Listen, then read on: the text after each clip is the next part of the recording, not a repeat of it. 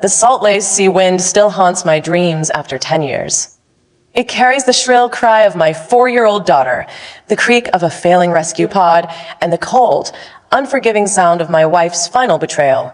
The moment she chose another child over my flesh and blood, rewriting every thread of my fate and burying the gentle, ordinary life I once cherished in the endless dark abyss of the ocean.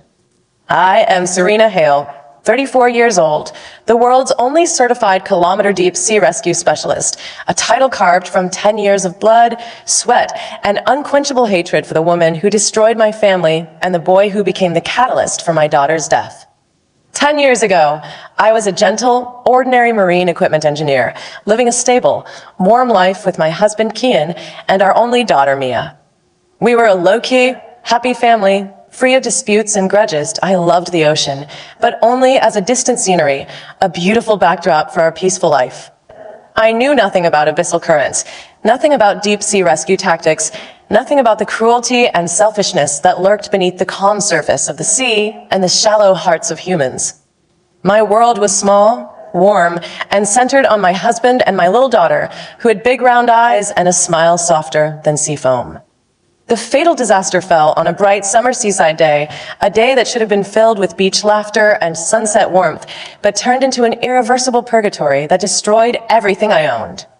The local coastal scenic area held a public ocean experience activity with manned closed rescue pods floating on the offshore shallow sea, designed to protect tourists in case of accidental falls or water emergencies. Each pod was an independent life-saving unit, carrying enough oxygen and emergency supplies to sustain a child's life for up to 3 hours, enough time for official rescue teams to arrive. That day, both our 4-year-old daughter Mia and the 10-year-old boy Jax were participating in the activity. Jax was the only son of my husband Kian's childhood sweetheart, Alara. Alara had been entangled with Kian since adolescence, clinging to their childhood bond for more than 20 years, unable to accept that Kian had chosen me and built a stable family. She had always harbored extreme jealousy and malice toward me and my daughter, viewing our happy family as the obstacle to her unrequited love. For years, she lurked on the sidelines, pretending to be an ordinary family acquaintance, waiting for a chance to destroy our life. On that fateful afternoon, a sudden small-scale undercurrent surged in the shallow sea, triggering a brief water turbulence. The turbulence was trivial to adults, barely enough to ruffle clothes, but enough to knock over the floating toy of 10-year-old Jax.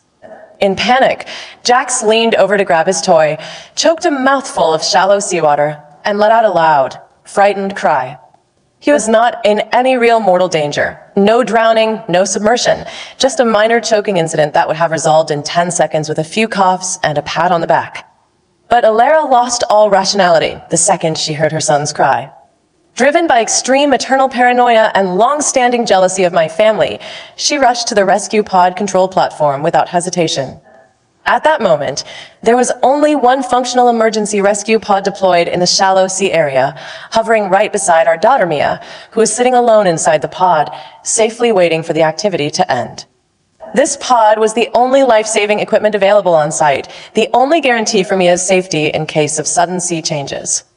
Without a single moment of hesitation, without a single glance at my terrified 4-year-old daughter, Alara violently tampered with the pod's navigation system. She forcibly diverted the only rescue pod's full course, pulling it rapidly away from Mia's side and rushing it toward the shallow water, where Jax was choking. She abandoned my helpless, vulnerable daughter entirely, sacrificing my child's only safety guarantee just to save her son from a trivial, non-life-threatening choking accident. I witnessed the entire process with my own eyes, frozen in place by shock and horror. I stood on the shore, watching the empty sea surface where Mia was left alone, watching the rescue pod drift farther and farther away, listening to my daughter's desperate, trembling cries echoing across the waves. The shallow undercurrent gradually intensified without the pod's protection surrounding the small floating raft Mia was on. The gentle sea breeze turned cold in an instant, and the calm sea surface turned into a ferocious vortex that devoured all hope. "Mommy, I'm scared, come save me." Mia's cry grew weaker and weaker, drowned out by the surging waves. I screamed and rushed toward the sea, but the rapid undercurrent blocked all my paths. The on-site staff had no other rescue equipment, no time to deploy new pods, no way to reach my daughter in time. All their emergency resources had been wasted on Jax's unnecessary rescue. In less than 20 minutes, the trivial shallow water undercurrent evolved into a sudden localized storm surge. The small raft carrying Mia was completely overturned by the waves, and my 4-year-old daughter slipped into the cold sea, disappearing in the turbulent dark blue water. The rescue pod finally returned to the scene after rescuing the safe and unharmed Jax, but it was far too late. My daughter was gone, swallowed by the ruthless sea, all because Alara chose her petty jealousy and her son's trivial discomfort over my child's life. The moment the search team announced Mia's disappearance and confirmed her accidental drowning, my marriage died completely alongside my daughter. I stood on the windy shore, covered in sea spray, my heart shattered into irreparable fragments. I did not cry, did not collapse hysterically, did not make a scene on the spot. All my grief was condensed into icy, unshakable determination. I turned to my husband, Kian, who was still in a daze, still trying to excuse Alara's extreme behavior, and spoke every word with cold, absolute finality. I want a divorce, effective immediately. Kian was stunned, his face pale and flustered. He reached out to hold me, his voice hoarse and pleading. "Serena, calm down. It was an accident." Alara was just too worried about Jax. She didn't mean to hurt Mia. No one wanted this result. Don't ruin our marriage over a mistake. I slapped his hand away ruthlessly, my eyes empty of all the love and tenderness I had once held for him. A mistake? Sacrificing my daughter's only chance of survival for a child who only choked a mouthful of water is not a mistake. It's deliberate, selfish murder. You condone her behavior, you excuse her sin, and from the second, you are equally guilty. Our marriage is over forever. I signed the divorce agreement the very next morning without any hesitation, without taking a single cent of marital property, without leaving any room for reconciliation. I cut off all ties with Kian and his family completely, abandoning the ordinary warm life I had loved for years. From that day forward, I had no family, no lover, no softness left in my heart. The only thing that sustained me was endless grief, burning hatred, and a desperate desire for redemption and revenge. Watching the endless rolling waves of the ocean that took my daughter's life, I made a crazy, desperate choice. I would no longer stand on the shore as a powerless bystander. I would walk into this cruel sea, conquer its every current, master its every danger, and stand at the top of the marine rescue industry, gaining the supreme right to control life and death, so that one day I could personally judge all those who had killed my daughter with their selfishness. I abandoned my stable engineering job, sold all my assets, and devoted every penny, every second of my life to deep-sea rescue research. The shallow sea that killed Mia was connected to a complex kilometer-deep abyssal trench with disorderly undercurrents, unpredictable storm surges, and extreme deep-sea pressure that could crush ordinary equipment and human bodies in an instant. No rescue team in the world dared to carry out manned rescue missions in this trench. All professional institutions marked it as a forbidden rescue zone, a sea of death with zero salvage possibility. For 10 consecutive years, I buried myself in this deadly ocean. I endured extreme cold, terrifying deep-sea pressure, endless solitary darkness, and countless near-death experiences. I dived into the trench hundreds of times, recording every current change, every seabed terrain fluctuation, every sudden storm surge roll, every hidden danger of the forbidden sea area. I studied day and night, updated rescue equipment technology, improved diving protection systems, and summed up exclusive abyssal rescue tactics that no one else in the world could master. I knew this sea better than I knew my own living room. I could predict its rage 10 minutes in advance, sense its hidden undercurrents with a single touch of the waves, and navigate its darkest, most dangerous trenches with my eyes closed. 10 years of persistence and desperation turned me from an ordinary marine engineer into the world's only certified kilometer-deep sea rescue specialist, the sole person on the planet capable of performing manned life-saving missions in the forbidden abyssal trench. My name, Serena Hale, became a myth in the global marine rescue industry. Ordinary rescuers could only operate in shallow and medium-depth seas, but I was the only one who could walk through the abyss, snatch lives from the mouth of the deadliest ocean. I was awarded the highest industry honor, served as the Chief Technical Director of the National Marine Rescue Center, and held the absolute final decision-making power for all high-risk sea rescue missions. All dangerous, unsolvable rescue cases in the country would eventually be handed over to my desk, waiting for my final judgment and execution. For 10 years, I never took the initiative to look for Alara and Jax. I knew that the best revenge was not impulsive anger, but standing at an unattainable height, holding their life and death in my hands, and letting them kneel and beg for mercy when they had no way to retreat. I waited patiently, sharpening my blade in the dark, waiting for the day fate sent the sinners back to me. That day came 3 months ago. The National Marine Rescue Center received a top priority, high-risk rescue mission. A private luxury yacht strayed into the edge of the forbidden Abyssal Trench, trapped by chaotic deep-sea undercurrents, with a teenager on board suffering from severe underwater shock and oxygen deficiency, in critical condition, requiring immediate professional abyssal rescue. All other rescue teams refused to take the mission, deeming it 100% suicidal and unsalvageable.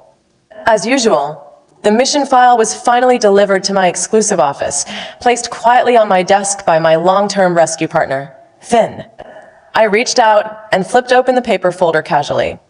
The moment I saw the name and identity information on the patient file, my fingers paused slightly, and a cold, mocking smile slowly curled up at the corner of my mouth after 10 years of ice-cold silence. The trapped teenager was exactly Jax Lawson, the boy for whom Alara had sacrificed my daughter Mia's life 10 years ago. The boy who had survived a trivial shallow water choking accident at the cost of my child's life was now trapped in the deadly abyssal trench, waiting for the only person in the world who could save him, me. Finn stood beside me, his voice solemn and routine. "Serena, this is the highest risk mission this quarter. The trench undercurrent is extremely unstable today, the deep sea pressure is fluctuating violently, and the rescue window only lasts 20 minutes. Only you can complete this mission. The family of the trapped teenager has been begging for help all morning, and the rescue center is under huge public pressure." I stared at Jax's photo on the file. A tall, healthy, arrogant 16-year-old boy who had grown up safely and happily for 10 years, enjoying the warm life that my Mia would never have the chance to experience. Every inch of his healthy growth was stained with my daughter's blood and life. I closed the file slowly, handed it back to Finn without a single tremor in my tone, cold and decisive, without any hesitation or mercy. "I'm not diving.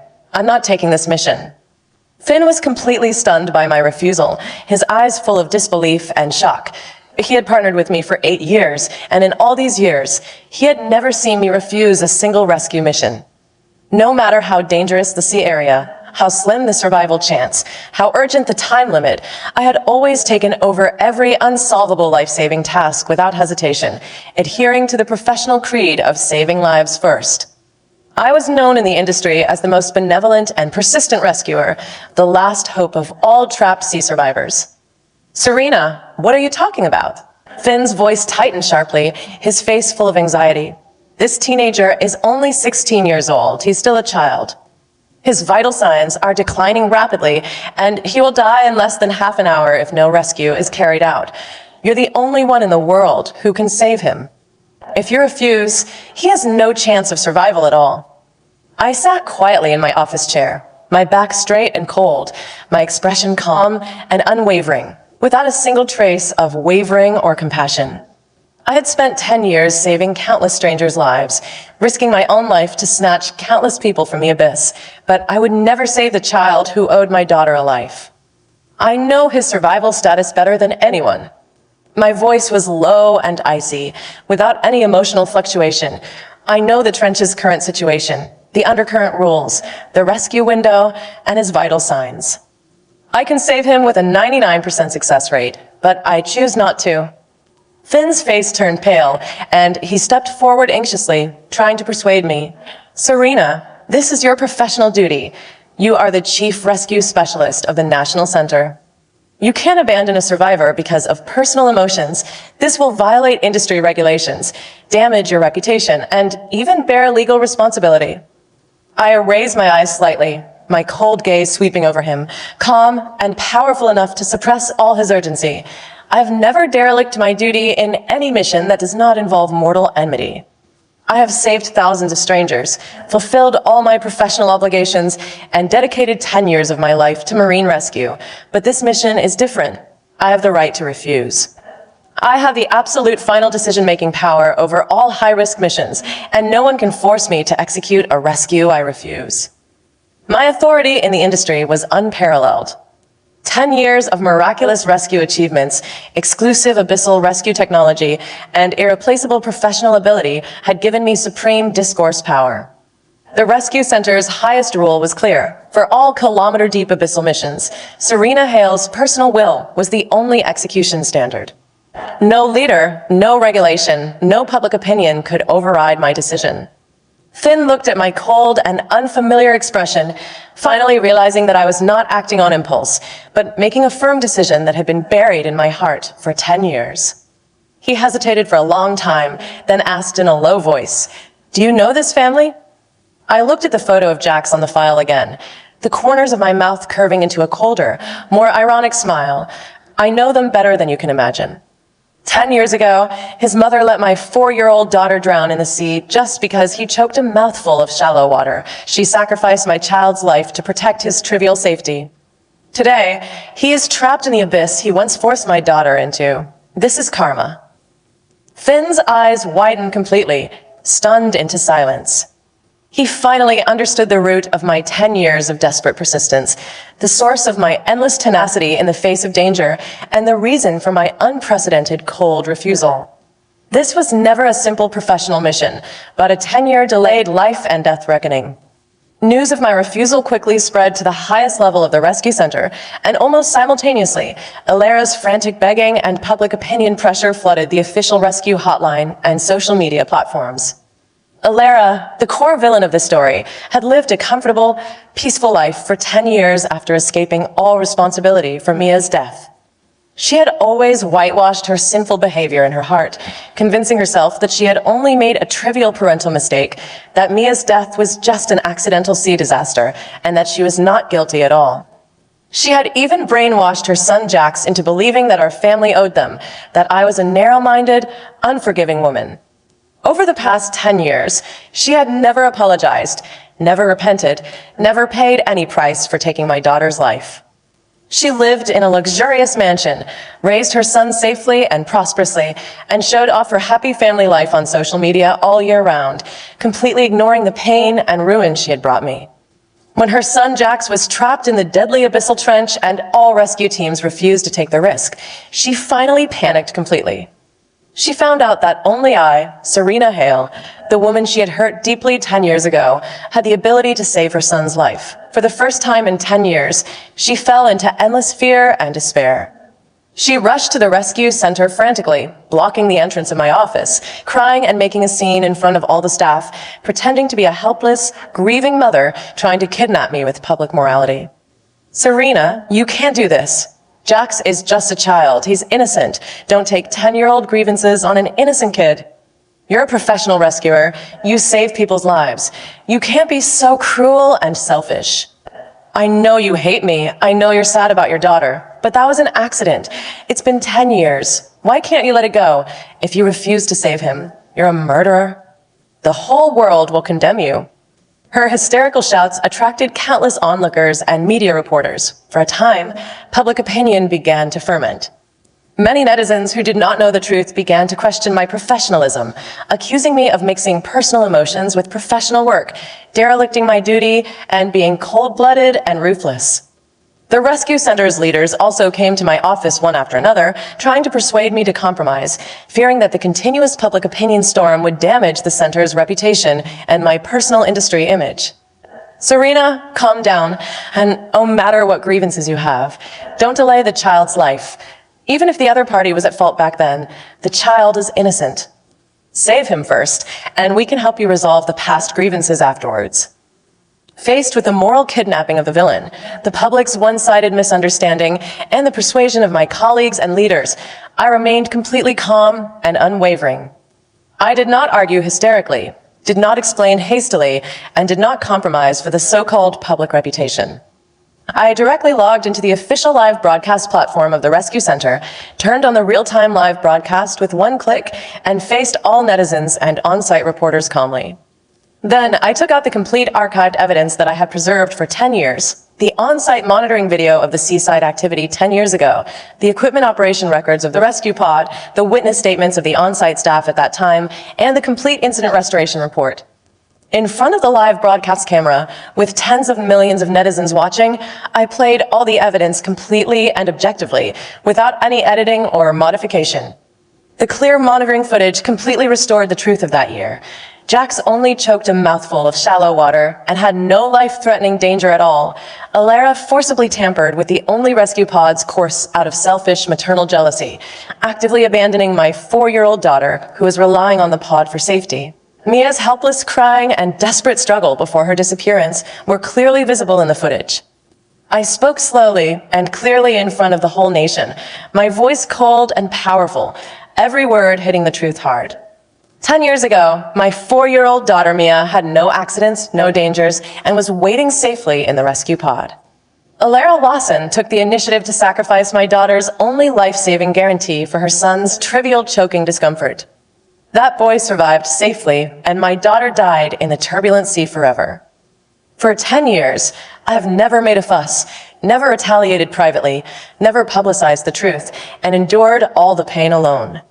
For 10 years, I devoted myself to marine rescue, saving thousands of innocent lives and abiding by all professional duties. Today, Alara's son is trapped in the abyss. I have a 99% chance to save him, but I choose to refuse. Not because I am cruel, but because this world needs karma and justice. An innocent child's life cannot be sacrificed for another person's trivial comfort without any consequence. She has enjoyed 10 years of peaceful life with her son, and today, it is time for her to pay the price of her selfish murder. The entire live broadcast platform exploded completely in an instant. Tens of millions of netizens were shocked and angry after watching the complete evidence and truth. The previous accusations against me disappeared without a trace, replaced by overwhelming condemnation of Alara. My God, this woman is crazy and selfish. She killed a 4-year-old child just because her son choked water. For 10 years, she lived a happy life and pretended to be a kind mother. She's a devil in human skin. Serena has endured 10 years alone. She is the most benevolent rescuer. Refusing to save the enemy's child is the most just choice. The child is not innocent. His peaceful life was built on the death of another innocent child. This is pure karma. The public opinion completely reversed overnight. All the moral pressure that had been pressed on me was instantly transferred to Alara. She went from a helpless, grieving mother to a morally bankrupt, child-killing sinner spurned by the whole nation in just 10 minutes. Faced with the overwhelming public condemnation and the exposed ironclad evidence, Alara completely collapsed on the spot.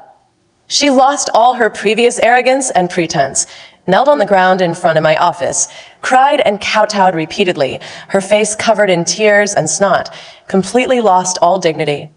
Serena, I was wrong. I beg you to forgive me. I was confused and selfish back then.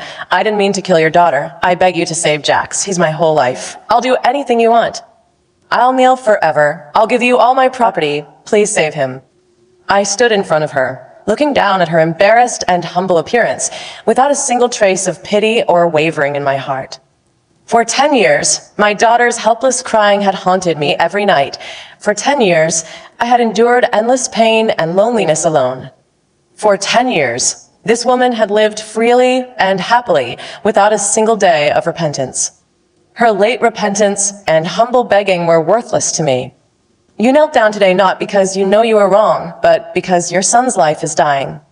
I said coldly, 10 years ago, when my daughter was crying and drowning in the sea, you never knelt down to beg for her life, never hesitated for a second, never had a trace of mercy. You chose to sacrifice her without hesitation. Today's despair is the retribution you deserve. While Alara was kneeling and begging, the rescue center's monitoring equipment sent out an early warning. Jax's vital signs were rapidly declining, his oxygen content was exhausted, and he was about to fall into deep sea shock and permanent brain death, with less than 10 minutes left to survive.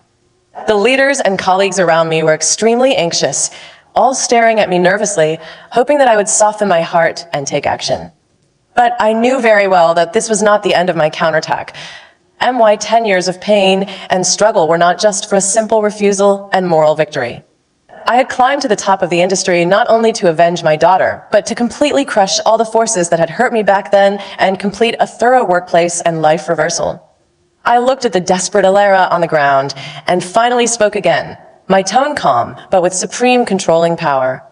I can save him, but my rescue is not free. Alara raised her head abruptly, her eyes bursting with desperate hope, crying and nodding repeatedly. I'll agree to any conditions. Anything.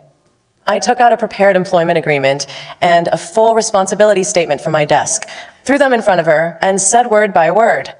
First, you will publicly issue a full-page apology statement on all social platforms, fully confess your 10-year-old sinful behavior, admit that you deliberately sacrificed an innocent child's life, and accept all public condemnation permanently.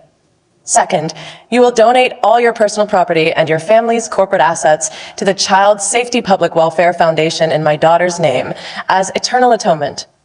Third, you will sign a lifelong unpaid employment contract with my rescue team. From today on, you will be my exclusive logistics assistant, responsible for all the most dangerous, dirtiest, and most tiring auxiliary work of Abyssal Rescue. You will stay by my side every day, watching me save countless lives, and spending the rest of your life repenting for the life you killed. If you agree to all these terms, I will save your son. If you refuse, he will die in the abyss in 10 minutes. These three conditions completely crushed Alara's last bit of pride and bottom line. She had to choose between her family's entire property, lifelong freedom and dignity, and her son's life. Without any other choice, she tremblingly picked up the pen, signed all the documents with tears streaming down her face, and completely surrendered her everything to me.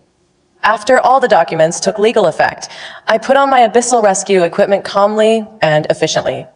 In front of the whole nation's live broadcast, I boarded the exclusive deep-sea rescue submersible, dived alone into the kilometer-deep deadly abyss, and perfectly completed the most difficult high-risk rescue mission in the industry.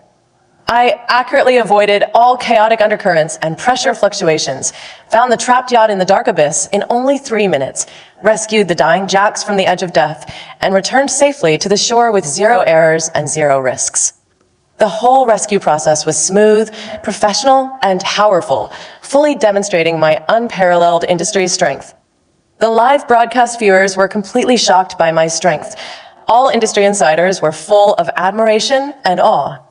My status as the world's top abyssal rescue specialist became more unshakable than ever. After Jax was sent to the hospital for rescue, I did not give Alara any chance to relax. I immediately took her to report for duty at the rescue center, letting her start her lifelong atonement work on the same day. From a wealthy, glamorous socialite who lived a luxurious life, Alara fell to the bottom in an instant, becoming the lowest level logistics assistant in the rescue team. She had to clean dangerous rescue equipment, sort heavy sea salvage supplies, work overtime all year round, endure wind and sun on the seaside, and bear the endless tiredness and humiliation that she had never experienced in her life. Every day, she watches me rescue countless innocent lives, watches me gain endless respect and honor, and faces the endless public condemnation of her past sins. She lives in eternal repentance and pain, paying the price for her 10-year-old selfish mistake every minute and every second. Jax, who survived the disaster, also completely changed after waking up. He finally knew the truth of his survival, knew that his life was exchanged for an innocent little girl's life. He lost all his arrogance and willfulness, lived in endless guilt all day, and could never face his own life calmly again. My ex-husband, Kian, also completely collapsed after the truth was fully exposed. He had spent 10 years defending the wrong person, ignoring my pain, and condoning the sin that killed his own daughter. He was spurned by relatives and friends, abandoned by the society, and spent the rest of his life in endless self-blame and pain, with no chance of redemption. After completing the 10-year revenge and atonement judgment, my career ushered in an unprecedented comprehensive surge and absolute transcendence.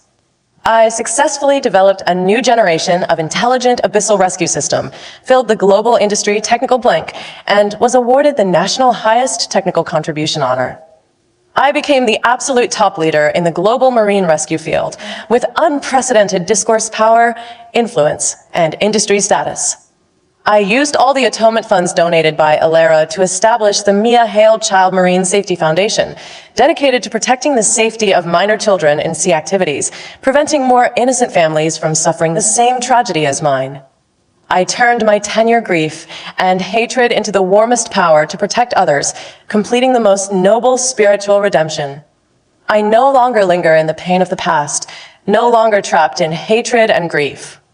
I lost my daughter, but I stood up from the abyss of despair, conquered the deadly sea that took my family, defeated all the selfish sinners who hurt me, and achieved a thorough workplace counterattack and life transcendence. The sea is still surging, but I am no longer the weak woman who could only cry on the shore 10 years ago. I am the ruler of the abyss, the guardian of life, and the winner of fate. All darkness will eventually be dispelled by strength. All selfish sin will eventually be punished by karma, and all desperate persistence will eventually usher in the most brilliant reversal and redemption.